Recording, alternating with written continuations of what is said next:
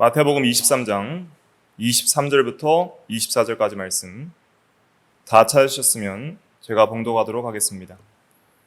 화 있을진저 외식하는 서기관들과 바리새인들이여, 너희가 박하와 회향과 근체의 11조는 들이되 율법에 더 중한 바 정의와 긍휼과 믿음은 버렸도다.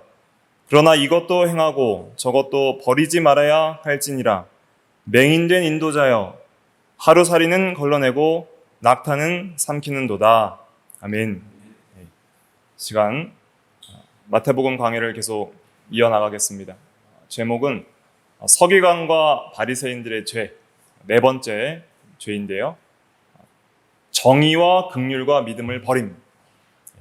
오늘 본문 나온 대로 23절 근거로 해서 정의와 긍휼과 믿음을 버림, 서기관과 바리새인들의 네 번째 죄입니다. 예수님께서 23장을 통해서 서기관과 바리새인들의 죄를 신랄하게 비판을 하고 계십니다. 오늘 읽은 본문에서는 특별히 이 율법에 더 중한 바 정의와 긍휼과 믿음은 버리고 외적인 율법의 형식만을 지키는 것을 책망하셨습니다. 서기관과 바리새인들은 율법의 형식을 철저히 지키려고 많은 애를 썼습니다.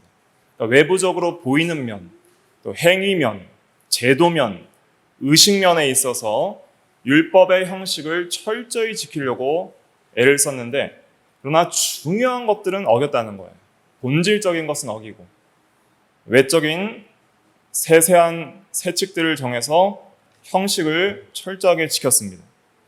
그 대표적인 예 중에 하나가 무엇이냐면 오늘 본문에 너희가 박하와 회향과 근체의 11조는 드렸다 그랬습니다. 박하는 민트입니다. 민트. 그래서 우리가 박하사탕, 또 스피어민트, 껌도 있잖아요. 그래서 애플민트도 있고 그런 민트 종류가 박하입니다. 그래서 껌이나 사탕, 또 조미료나 또 약재로도 사용되는 그런 풀입니다. 또 회향과 근체는 무엇이냐면 미나리과에 속하는 식물이에요. 대체로 양념이나 약재나 향료로 사용되었습니다. 그래서 이러한 식물들은 주식으로 먹는 식물도 아니고 소출도 매우 적었습니다. 그리고 신명기 14장 22절과 23절에 보면은 매년 토지 소산의 11조를 드리라고 명령을 하고 있으면서 그 11조를 드리는 핵심적인 내용들은 무엇이 하냐면 신명기 14장 23절에 보면 곡식, 포도주, 기름이었습니다. 그렇게 중요한 소산의 것들의 11조를 드리고 이런 세부적인 것까지 다 어렵게 명령하시지는 않았어요. 그런데 바리새인들은 조금 나는 풀 몇 개도 그걸 다 나눠서 10분의 1을 드렸던 것이죠.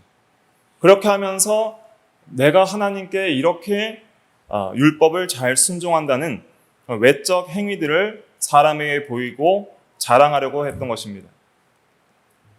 그러나 예수님께서는 율법에 더 중한 바 본질적인 것들은 버렸다고 책망하십니다.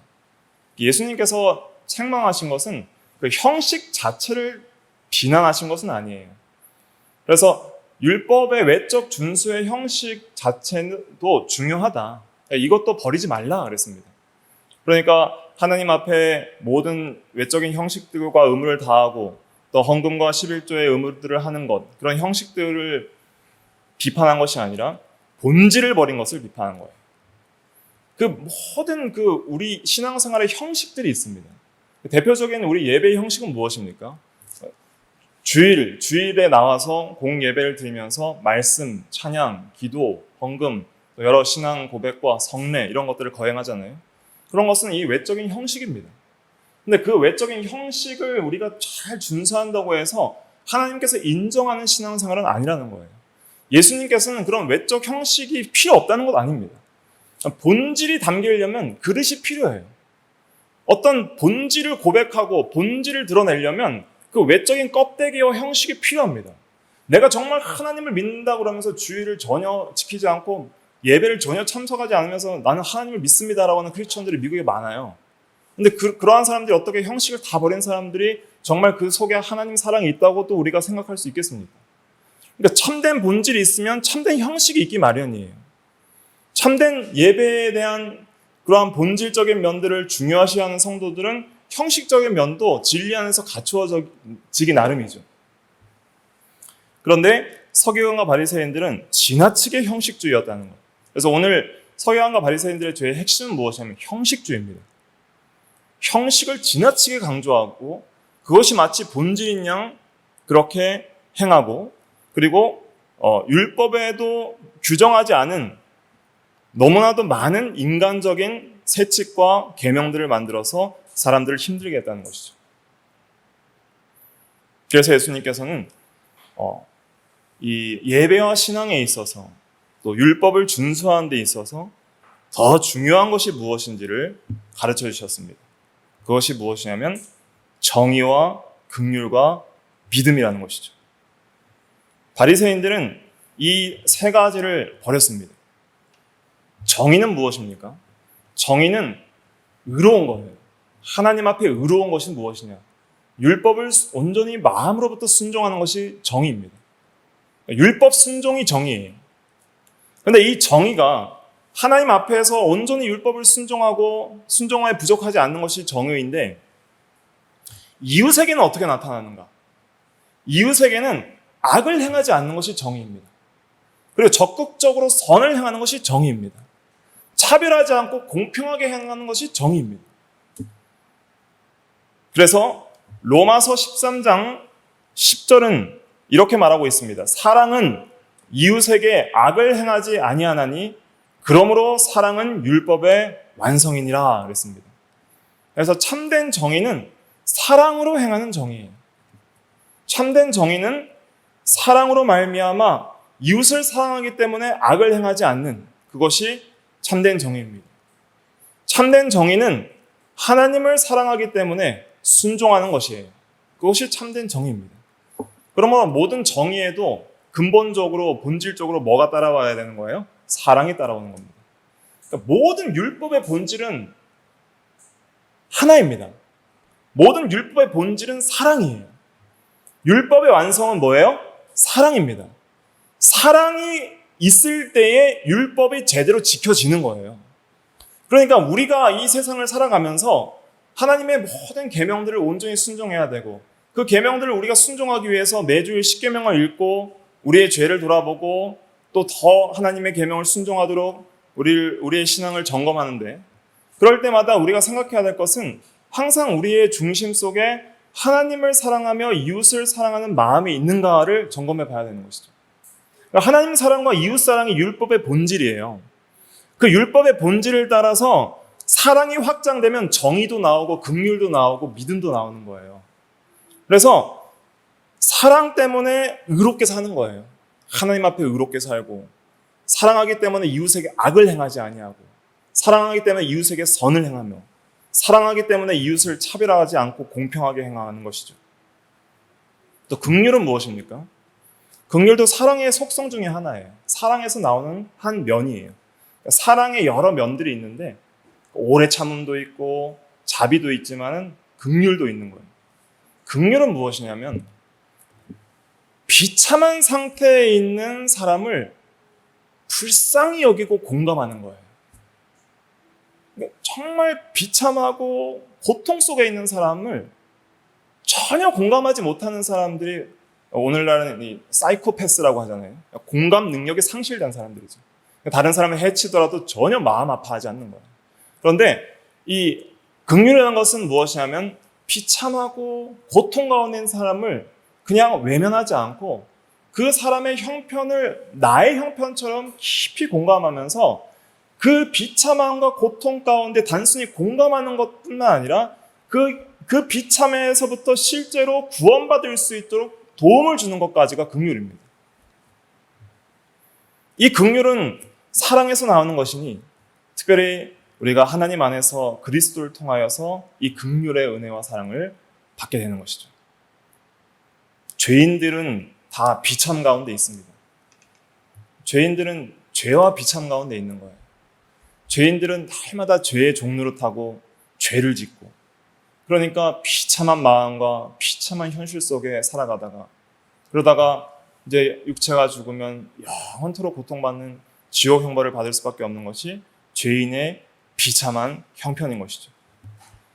죄인이 왜 비참하게 됐습니까? 자기 죄 때문이에요. 그런데 하나님께서는 그 죄인을 불쌍히 여겨주시는 거예요. 그리고 긍휼히 여겨주시는 거예요. 그래서 그 죄인이 그 자기 죄로 말미암아 죄와 비참한 상태에 처했지만은 그 죄인의 비참함을 하나님께서 긍휼히 여기사 예수 그리스도를 통해서 우리를 구원해 주시는 것이죠. 그래서 그리스도를 통한 하나님의 사랑의 구원의 은혜는 긍휼하심을 따라서 나온 것입니다. 거기에 대한 말씀이 에베소서 2장 4절 말씀 한번 찾아볼게요. 에베소서 2장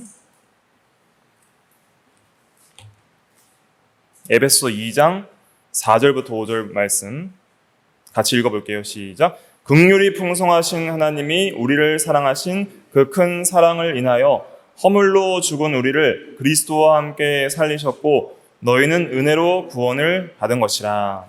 아멘. 그래서 긍휼이 풍성한 하나님이 본질상 진노의 자녀이며 육체와 마음이 원하는 것을 행하는 그러한 자이라고 그랬잖아요. 2절에. 그러한 자가 처할 비참한 현실, 허물과죄로 죽고 영원한 사망 가운데 처할 그런 비참한 현실들을 하나님께서 그냥 간과하지 아니하시고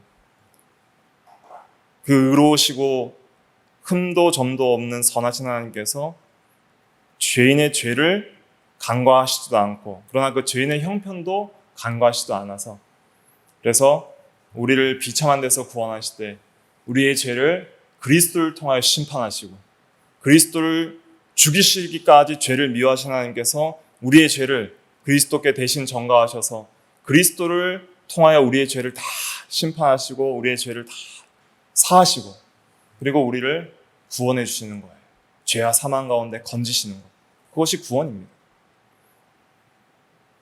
그래서 우리가 이 긍휼함을 입어서 구원을 받았기 때문에 우리도 이 율법을 준수하는 데 있어서 긍휼한 마음을 가지고 항상 율법을 준수해야 되는 거예요. 형제 사랑과 이웃 사랑은 이 긍휼한 마음을 통해서 나오는 것입니다.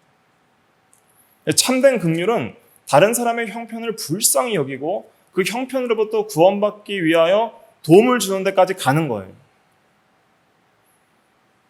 그래서 야고보서 1장 27절에 보면은 하나님 아버지 앞에 정결하고 더러움이 없는 경건은 고아와 과부를 그 환난 중에 돌보는 거라 그랬습니다. 그래서 고아와 과부를 돌보고 어려운 사람들을 돌보는 그 긍휼한 마음을 통해서 실제로 율법 준수들이 이루어지는 거예요. 그래서 이 11조도 구약 성경에 보면은 어떤 용도로 쓰였나? 11조의 용도가 세 가지가 있습니다. 첫째는 이스라엘 백성들이 가나안 땅에 들어갔을 때, 가나안 땅 들어가기 전까지 이스라엘 백성들은 뭐 먹고 살았어요? 만나 먹고 살았어요. 그러니까 실질적으로 자기가 이렇게 재배하지 않아도 하늘에서 양식이 내려왔어요. 그래서 그 만나 먹고 살았는데 이스라엘 백성들이 가나안 땅을 점령해서 들어가면서 이제 드디어 자기들이 경작하여 소출을 내어서 먹게 되는 것이죠. 그렇게 먹게 될 때에 매년 소산의 10분의 1을 레위인에게 줘라 그랬습니다. 레위인들은 땅을 기업으로 받지 않았어요. 성만 받았지 기업을 땅으로 받지 않고, 이 땅을 기업으로 받은 지파들은 레위인 말고 다른 지파들이었죠. 그러니까 레위인들은 하나님의 일을 하기 위하여 이 평생을 바쳐야 되기 때문에 실질적으로 다른 일을 할 수 없어서 그 레위인들을 이 생계를 유지하기 위해서 11조가 구약시대 때는 사용되었습니다. 그리고 또 매 3년 무엇을 위해 사용됐냐면 신명기 26장 12절 한번 찾아볼게요. 신명기 26장 12절. 신명기 26장 12절 말씀. 다 찾으셨으면 같이 읽어볼게요. 시작. 셋째 곧 11조를 드리는 해에 내 모든 소산의 11조 내기를 마친 후에 그것을 레위인과 객과 고아와 가부에게 주어 내 성읍 안에서 먹고 배부르게 하라. 예. 그래서 3년에 한 번씩은 구제 용도로 11조가 쓰였습니다. 그래서 레위인뿐만 아니라 객과 고아와 과부를 위해서 11조를 사용했습니다. 구제 용도. 그래서 첫째는 이제 하나님의 일에 전념하기 때문에 세상에 어떤 소득을 얻을 수 없는 레위인들의 생기 유지를 위해 썼고, 둘째는 이 구제 용도로 썼고, 그 다음에 또 신명기 14장에 보면은 23절부터 27절에는 이제 성전 유지 보수하는 그러한 일들, 그래서 하나님 일들을 위해서 쓰게 되었습니다. 그래서 이 11조라는 것도 근본적인 그 본질은 무엇이냐면 이 사랑에서 나오는 거예요. 그래서 형제 사랑, 레위인들을 생기 유지시키고 어려운 형편에 있는 사람들을 돕는 그러한 사랑의 마음에서 11조들이 쓰였던 것이죠. 그래서 실제적으로 이 장로교 헌법에도 그 예배 모범에 보면 헌금의 사용 방법에 있어서 명시적으로 구제 용도로 쓰라고 명시적으로 기록이 되어 있기도 합니다. 그런데 이 모든 11조의 근본적인 그 11조와 헌금을 내는 근본적인 본질적인 핵심적인 믿음은 무엇이냐면 모든 것이 하나님의 은혜의 선물이라는 것을 고백하는 데 있어요. 그래서 11조를 내는 것과 또 11조를 포함하면서 11조는 하나의 단적인 예입니다. 단적인 예이고 모든 신앙생활에 있어서 우리가 항상 하나님의 은혜와 사랑에 감격하는 마음에서 모든 예배와 외적인 율법 준수의 행위가 나와야 한다는 것이죠. 그래서 11조를 내는 데 있어서도 정의 긍휼뿐만 아니라 믿음이 중요한 거예요. 믿음. 이 믿음은 넓게는 모든 하나님과 하나님의 말씀을 믿는 믿음을 포괄하겠지만은 우리가 구체적으로 11조를 예를 들어서 예수님께서 가르쳐 주시면서 믿음을 말씀했기 때문에 그러니까 어떤 믿음을 말하는 것이냐. 모든 내게 있는 모든 것이 내가 스스로 만들어낸 것이 아니라 하나님께서 나에게 모든 것을 허락하셔 주신 은혜임을 믿는 믿음의 그 외적 고백이 바로 이 11조 헌금이라는 거예요. 예수님께서는 그걸 지적을 하시는 거예요. 참으로 너희들이 11조를 낼 때 그렇게 세세하게 내면서 정말 하나님의 은혜에 대한 감사와 믿음에 대한 고백이 있느냐? 그것을 지적을 하시는 것이죠. 오늘 좀 전에 찾은 신명기 26장 10절 한번 보세요. 신명기 26장 10절과 11절 같이 한번 읽어볼게요. 시작. 여호와여, 이제 내가 주께서 내게 주신 토지 소산의 만물을 가져왔나이다 하고 너는 그것을 내 하나님 여호와 앞에 두고 내 하나님 여호와 앞에 경배할 것이며 내 하나님 여호와께서 너와 내 집에 주신 모든 복으로 말미암아 너는 레위인과 너희 가운데 거류하는 객과 함께 즐거워할지니라. 예, 아멘. 여기서 보시면 이제 내가 주께서 내게 주신 토지 소산의 만물을 가져왔나이다. 내 하나님 여호와께서 너와 내 집에 주신 모든 복으로 말미암아 이렇게 지적을 하고 있잖아요. 그래서 이 이스라엘 백성들이 광야에서는 오직 하나님께서 주시는 만나를 통하여 생명을 유지했다라면 이제는 그 가나안 땅에서는 자기가 경작한 토지의 산물을 통해서 먹고 살게 되는데 이 산물을 자기가 경작하다 보니까 이 경작한 것은 내 힘으로 했다라고 우리가 생각할 수 있게 되잖아요. 그러니까 불신앙으로 기울어질 수 있는 여지가 있는 거예요. 그럴 때마다 우리가 이 헌금을 통해서 하나님께서 내게 주신 모든 것은 하나님의 것인데 오직 은혜로 주셨습니다 하는 그 고백을 담아서 드리는 것이죠. 그러니까 이러한 고백이 없이는 그런 외적인 행위 그 자체만으로는 하나님께서는 그것을 기뻐하시지 않는다는 거예요. 그러니까 결국은 본질이 중요한 겁니다. 그러니까 본질이 뭐냐는 것이죠. 성도 안에 참된 믿음이 있느냐. 그러니까 믿음의 고백으로 모든 신앙의 행위가 나오느냐. 우리가 말씀을 듣고 읽는데도 정말 진리를 사랑하고 하나님의 은혜에 감사해서 예배를 드리고 말씀을 듣고 말씀을 읽느냐. 우리가 매일매일 성경 읽기를 게을리하지 않으면 게을리하면 안 되잖아요. 그래서 매일 말씀을 읽는데 형식적으로 오늘 읽은 범위를 채우기 위해서 우리가 읽을 때도 있잖아요. 그래서 안 된다는 것이죠. 정말 이것이 진리의 말씀이요 하나님의 말씀인 줄 알고 간절히 사모하는 마음으로 읽어야 됩니다. 항상 기도하고 읽으십시오. 주의 성령께서 이 시간도 저희들을 진리 가운데로 인도하여 주사 진리의 말씀으로 우리의 영혼을 소생시켜 주시옵소서. 여호와의 말씀은 송이꿀보다 달고 금보다 귀하나이다. 이런 고백을 가지면서 간절한 마음으로 읽어야지 그것이 은혜가 되지, 그냥 한 장 읽는 것으로 만족하려고 그렇게 몇 장을 읽는 것으로는 하나님께서 그러한 성경 읽기에 은혜를 부어주시겠냐는 말이에요. 기도를 할 때도 마찬가지예요. 그냥 기도 시간만 뭐 몇 분 정한 걸 때우려고 하는 것이 아니라 정말 마음을 다해서 기도하세요. 하나님은 중심을 보십니다. 마음을 다해서 기도할 때 하나님께서 거창한 말을 하지 않아도 간절히 하나님을 의지하고 하나님의 은혜를 구하고 하나님을 사랑하려는 그러한 성도의 그 믿음의 고백을 받으시는 거예요. 형식도 중요하죠. 말씀 읽기 시간, 기도 시간, 형식 참 중요합니다. 또 공적인 예배 시간도 참 중요합니다. 이 공적인 예배에 나올 때에도 우리가 사람 앞에 나오는 것이 아니잖아요. 여러분들이 저 보려고 나오는 것이 아니잖아요. 저와 여러분들이 함께 모여서 살아계시고 영으로 계시며 우리 가운데 함께 하시는 하나님의 존전에 나아가 그 하나님 앞에 하나님께 영광을 돌리며 하나님 앞에 예배를 드리는 거예요. 그렇기 때문에 사람의 글을 보는 게 아니라 우리는 하나님의 말씀 앞에 무릎 꿇고 하나님의 말씀을 상고하는 것입니다. 그리고 그 하나님의 말씀의 통치에 무릎 꿇고 복종하기를 원하는 마음으로 그 말씀을 믿고 의지하는 마음으로 예배를 드리는 것이죠. 그럴 때 우리가 하나님께서 주시는 은혜가 있으니 그것은 세상이 줄 수 없는 은혜로서 우리의 영혼을 소생시키시고 우리의 영혼이 하나님을 향해 살아있게 하시며 우리의 영혼이 죄를 미워하고 선을 사랑하며 악을 미워하고 거룩한 의를 사모하며 경건함과 거룩함으로 하나님께 영광을 돌리기 위한 자원하는 마음을 얻게 하시며 그렇게 자원하는 마음과 자원하는 힘을 주셔서 힘있게 살아갈 수 있는 은혜를 부어주심으로 우리가 하나님 앞에 신앙생활을 바르게 하며 거룩하고 의롭게 살아갈 수 있게 되는 거예요.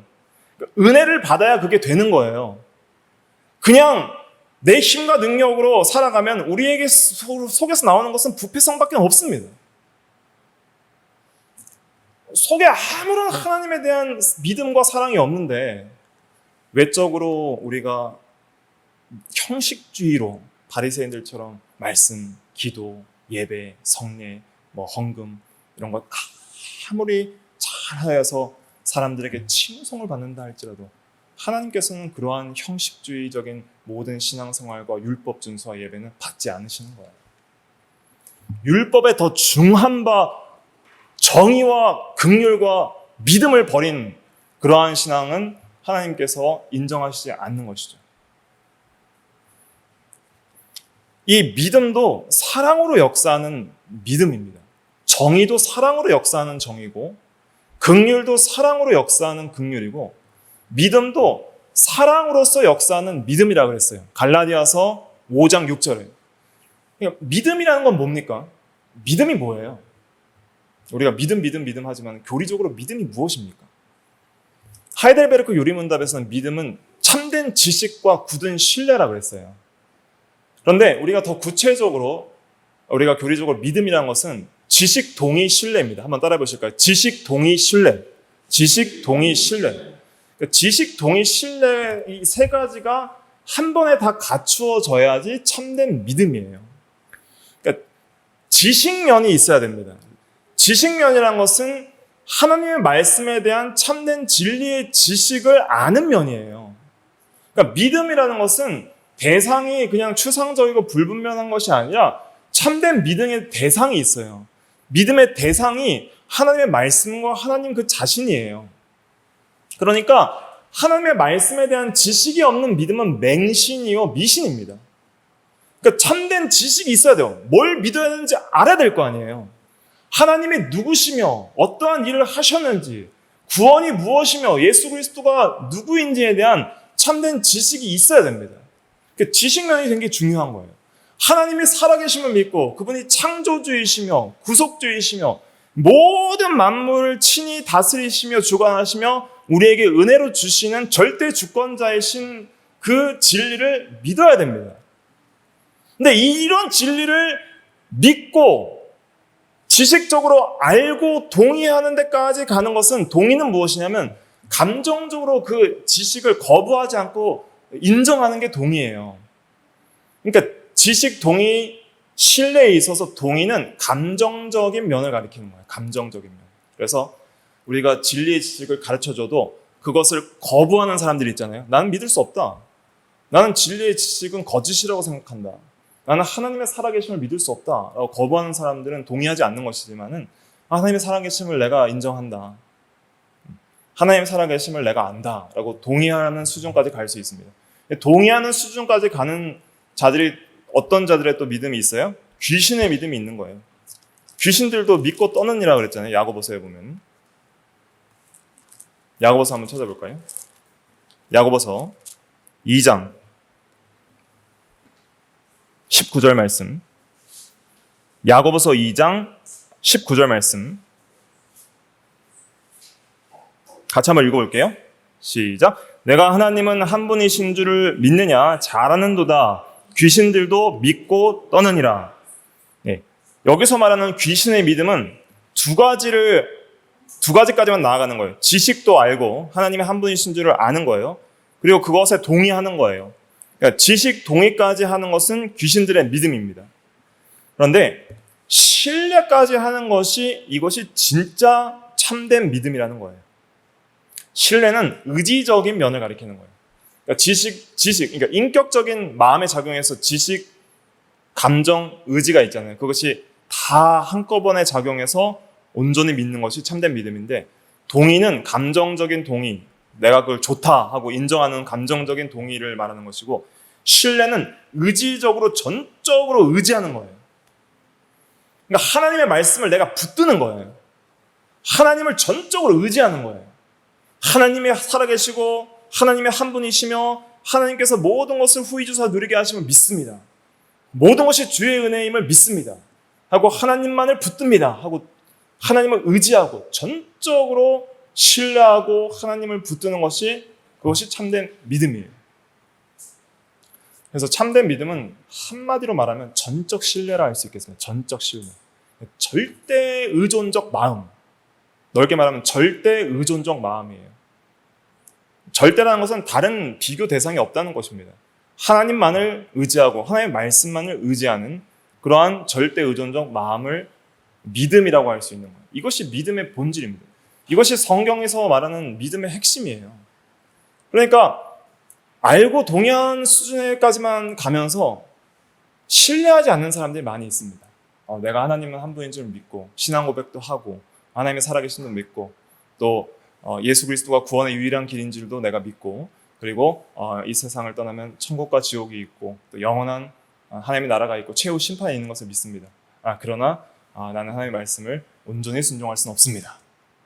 왜냐하면 나의 욕심과 나의 욕구를 따라서 사는 것이 더 중요하기 때문에 온전히 하나님을 순종하며 살 마음은 없습니다 하는 것은 완전한 믿음이 아닌 것이죠. 행함이 없는 믿음은 죽은 믿음이라 하고 가르치는 것이 야고보서에서 말하는 그 참된 믿음에 대한 핵심이죠.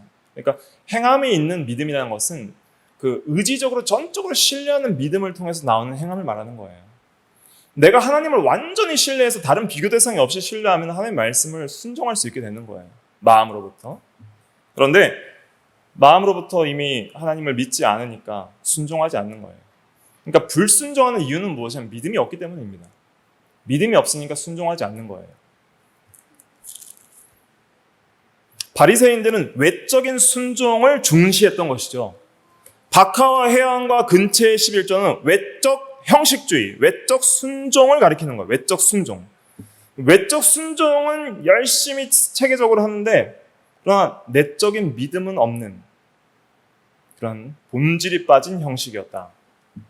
그렇기 때문에 그것은 참된 순종이 아닌 것이죠.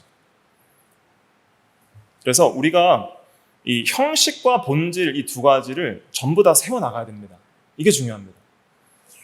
그러니까 본질이 중요해요? 형식이 중요해요? 본질이 중요한 거예요. 본질이 있으면은 형식은 없어도 되어 있어야 돼요. 형식이 있어야 됩니다. 본질은 있는데 형식은 없다라는 것도 거짓이에요. 본질은 내가 하나님을 사랑하는데 전혀 말씀, 기도, 찬양, 헌금, 예배 이런 거 안 하고 살아가면 나는 형식은 전부 자유합니다. 이런 사람들이 있어요, 오늘날에도. 형식에선 자유할 수 있습니다. 형식에 얽매이지 않는 신앙생활을 하십시오. 주일도 우리가 놀러 가면서도 지킬 수 있습니다. 그러면서 여행을 통해서 주일 성수를 한다. 그렇게 주장하는 사람들도 있어요, 오늘날에. 근데 어떻게 본질이 바로 됐는데 형식이 잘못될 수 있겠습니까? 본질이 바로 되면 참된 형식이 나오기 마련이에요. 그러니까 본질이란 건 알맹이거든요. 알맹이. 알맹이가 알맹이답게 있으려면 뭐도 있어야 돼요? 그릇도 있어야 돼요. 맛있는 음식을 했어요. 그런데 그냥 땅바닥에 놓으면은 그것이 아름답지 않죠. 그러나 예쁜 그릇에 이렇게 플레이팅을 하면은 그것이 본질이 더 본질답게 되는 거예요. 그러니까 형식은 본질이 더 본질답게 만드는 것이고 형식은 본질의 외적 행위이고 본질의 외적 고백이 되는 거예요. 그러니까 본질이 바로 되면은 하나님을 예배하는 데 있어서 모든 태도가 변합니다. 자세가 변합니다. 삶이 변해요. 그렇기 때문에 주일 예배 시간만 경건한 것이 아니라 일상생활 자체가 정의와 긍휼과 믿음의 삶이 되는 거예요. 그러니까 회사에 나가서 도덕법칙 지키지 않고 온갖 돈의 욕심으로 횡령하고 조그만 돈이 아까워서 가난한 사람들 도와주는 거 그렇게 싫어하면서 바리새인들은 11조는 잘한 거예요. 그러니까 교회 와서 헌금과 11조를 철저하게 한다고 하면서 사회에 나가서 돈에 있어서 양심을 쓰지 않고 정의롭지 행하지 않고 다른 사람에게 악을 행하며 돈 떼어먹고 또 어려운 사람을 도울 마음이 전혀 없고 돕지 않으며 그렇게 정의와 긍휼 없이 살아가면서 외적인 어떤 헌금과 11조를 잘했다고 해서 하나님께서 그런 삶을 받으시지 않는다는 것이죠. 내가 정말 하나님께서 주시는 모든 은혜를 의지하고 그 은혜가 감사해서 정말 자원하는 마음으로 그렇게 헌금과 11조를 낼 때 하나님께서 그것을 받으시지 그냥 아무런 마음도 없이 형식적으로 내는 것은 그것은 하나님께서 기뻐하시지 않는다 그랬습니다. 그래서 신약 성경에서 보면은 그 헌금과 11조에 대한 것들도 여러 진리를 가르치고 있는데 제가 간단하게 말씀드리면 고린도전서 16장 2절에 보면 각 사람이 수입에 따라 하라 그랬어요. 각 사람이 수입에 따라.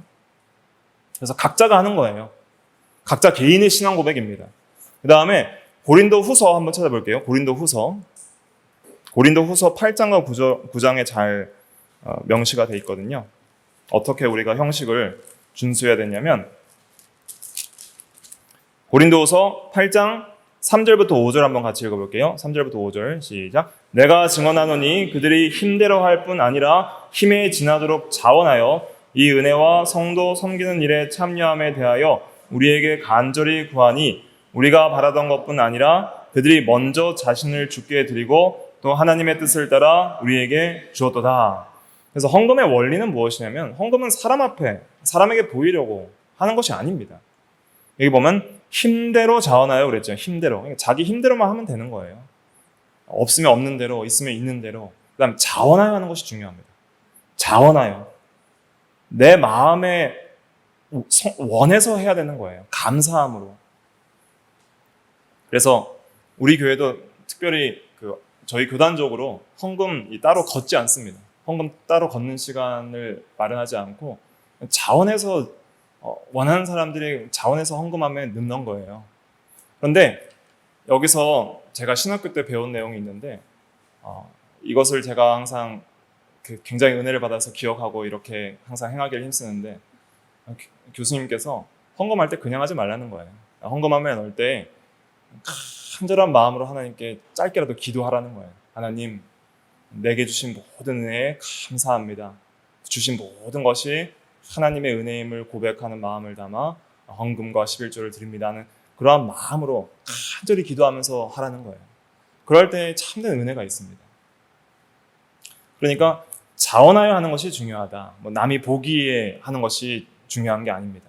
그 다음에 이 모든 11조나 헌금의 원리는 무엇이냐면 먼저 자신을 주께 드리는 믿음이 있는 거예요. 5절 다시 한번 읽어볼게요. 5절 시작. 우리가 바라던 것뿐 아니라 그들이 먼저 자신을 주께 드리고 또 하나님의 뜻을 따라 우리에게 주었도다. 자신을 주께 드리는 신앙의 고백 중에 하나가 헌금일 뿐이에요. 하나가. 어떤 헌금과 11조가 신앙의 본질과 전체가 아니라 자신을 먼저 드리는 그 신앙 고백 중에 하나가 이 헌금과 11조가 되는 거예요. 그러니까 이게 빠지면 안 돼. 이것이 본질입니다. 자신을 어떻게 주님께 드립니까? 드리는 여러 가지 방법이 있겠죠. 자신의 모든 삶에서 하나님께 헌신된 삶을 살고 주의 일에 힘쓰고 말씀과 기도에 힘쓰고 자신을 거룩함에 이르도록 단련하고 또 주님의 영광을 위해 살아가는 모든 여러 가지 다양한 방법들이 있지만 특별히 자신을 하나님께 드리는 하나의 방법 중에도 물질을 드리는 것이 있는 것이죠. 그러니까 물질은 생명과 같은 거예요. 돈은 생명과 같은 거예요. 돈이 없으면 우리가 어려움을 당하고 죽을 수도 있는 거잖아요. 물질이 없으면. 그러니까 구약시대 때에는 음식과 소산을 드렸기 때문에 소산은 생명이에요. 그러니까 그 소산이 없으면 굶어 죽을 수밖에 없는데 그 소산을 드린다는 것은 자기 자신의 생명을 드리는 어떤 신앙 고백이 거기에 담겨 있는 거예요. 그러니까 우리가 헌금의 의미도 이러한 것들을 알고 하는 것이 중요합니다. 이것은 나를 드리는 하나의 신앙 고백의 표현이구나. 그렇기 때문에 이러한 본질이 중요한 거구나. 형식들은 각 사람이 수입에 따라 자원하여 힘들어하면 되는 거예요. 하나님 앞에 자신을 드리는 신앙 고백을 담아 하는 것이 중요한 것입니다. 또 고린도후서 9장 5절부터 7절 한번 읽어볼게요. 고린도후서 그 한 장 넘기셔서 고린도후서 9장 5절부터 7절 같이 읽어볼게요. 시작. 그러므로 내가 이 형제들로 먼저 너희에게 가서 너희가 전에 약속한 연보를 미리 준비하게 하도록 권면하는 것이 필요한 줄 생각하였노니 이렇게 준비하여야 참 연보답고 억지가 아니니라. 이것이 곧 적게 심는 자는 적게 거두고 많이 심는 자는 많이 거둔다 하는 말이로다. 각각 그 마음에 정한 대로 할 것이요 인색함으로나 억지로 하지 말지니 하나님은 즐겨내는 자를 사랑하시느니라. 아멘. 그래서 연보를 미리 준비하라. 그리고 억지로 하지 말고 정한 대로 자원하는 마음으로 하라 그랬습니다. 그래서 오늘 강의하면서 헌금에 대한 그 11조에 대한 내용이 나와서 이렇게 언급을 하고 말씀을 드리는 것인데 헌금에 대해서 절대로 어떤 부담을 가지거나 또 억지로 하거나 그렇게 하실 필요가 없습니다.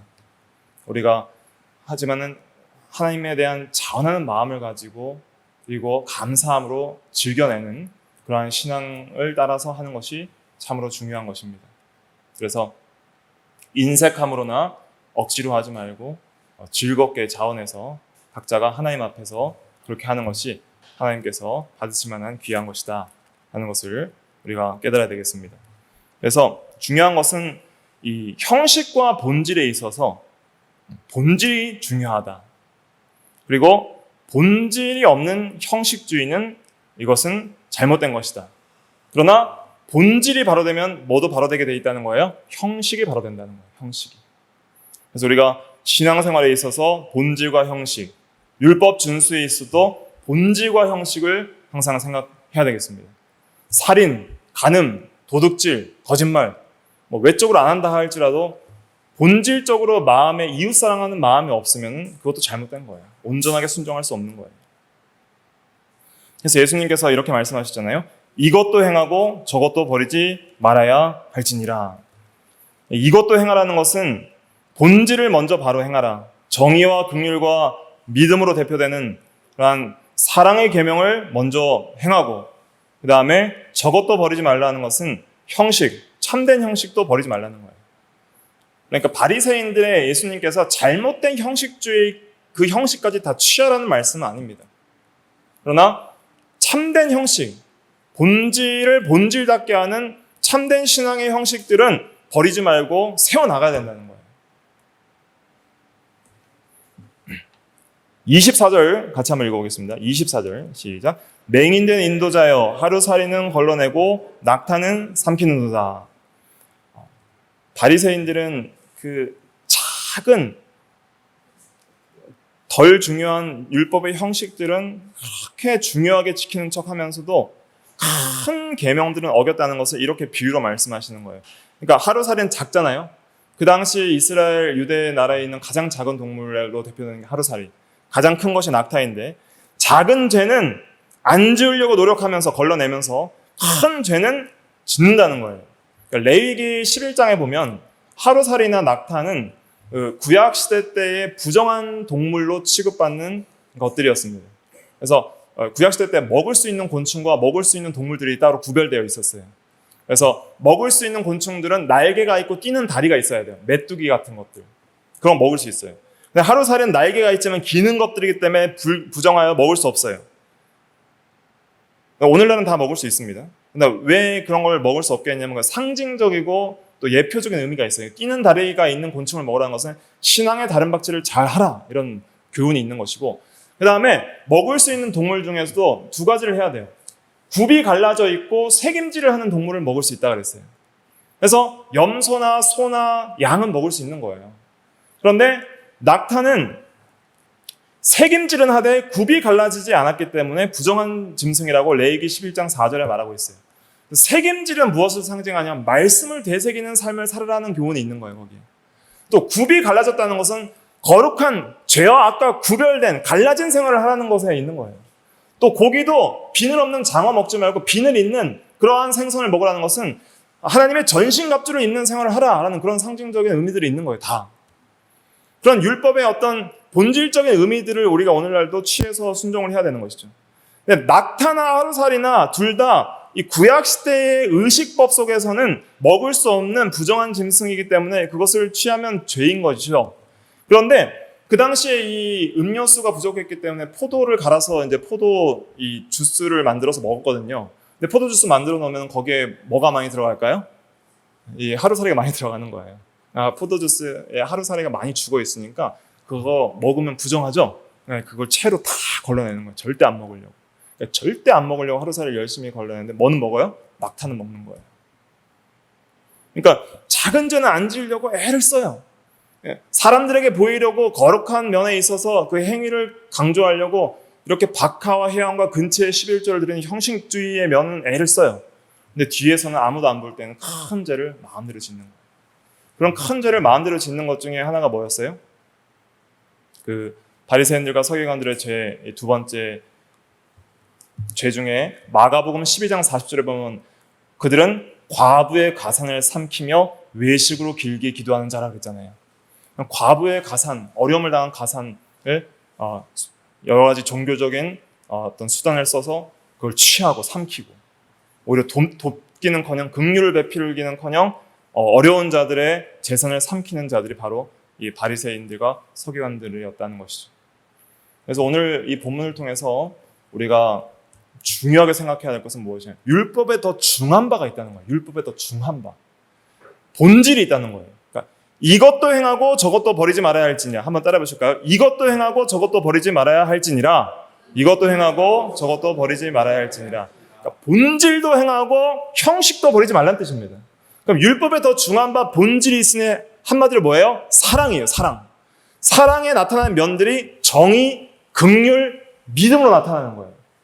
악을 미워하는 정의, 이웃을 불쌍히 여겨서 구제하려는 긍휼, 사랑으로 역사하는 전적 신뢰의 믿음. 사랑하면 믿음이 생기는 거예요. 그러한 본질의 사랑과 정의와 긍휼과 믿음에 더 중한 바를 따라서 형식도 행하라는 것이죠. 그런데 우리가 이것이 잘 안 됩니다. 이것이 잘 되려면 오직 유일한 것은 예수 그리스도를 의지하는 것뿐이에요. 그리스도께서 이 모든 것을 보여주셨거든요. 그리스도께서 정의와 긍휼과 믿음의 온전함을 보여주셨어요. 그리고 온전히 마음으로부터 사랑함으로 외적으로 온전한 순종까지 그리스도께서 보여주셨습니다. 그래서 우리가 참으로 이것도 행하고 저것도 버리지 않는 본질과 형식에 있어서 온전한 사람이 되려면 우리에게 소망은 예수 그리스도밖에 없는 거예요.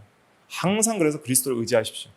그리스도께서 우리에게 사랑을 부어주시고 정의와 긍휼과 믿음의 마음을 주셔서 하나님 앞에 온전함에 이르는 율법 준수를 해나갈 수 있는 우리가 되게 해달라고 간절히 기도하고 그렇게 의지할 때에 참으로 하나님께서 받으실 만한 거룩한 사람들이 되어 나가게 되는 것입니다. 그래서 오늘 기억해야 될 것은 세 가지, 정의와 긍휼과 믿음, 이것을 꼭 기억하시고, 이것이 율법에 더 뭐한 바예요? 중한 바다, 본질적인 것이다. 우리에게 정의가 있는가? 악을 미워하고 선에 속하는 면이 있는가? 긍휼이 있는가? 이웃을 불쌍히 여기고 또 도와주려는 마음이 있는가? 믿음이 있는가? 하나님에 대한 전적인 신뢰와 그 은혜에 대한 감격이 있는가? 이러한 것들을 우리가 점검해 봐야 됩니다. 우리가 마음이 너무 거짓되고 부패해서 이러한 것들이 너무 상실될 때가 많이 있는 거예요. 예, 그렇게 상실되는 이유는 무엇이냐면 우리가 하나님을 의지하지 않기 때문입니다. 그래서 예수 그리스도를 깊이 생각하십시오. 깊이 생각하고 의지하고 또 그리스도의 은혜를 구할 때 우리가 본질적으로 마음이 변화되어 온전한 행위로 나아가는 우리가 될 줄로 믿습니다. 기도하겠습니다.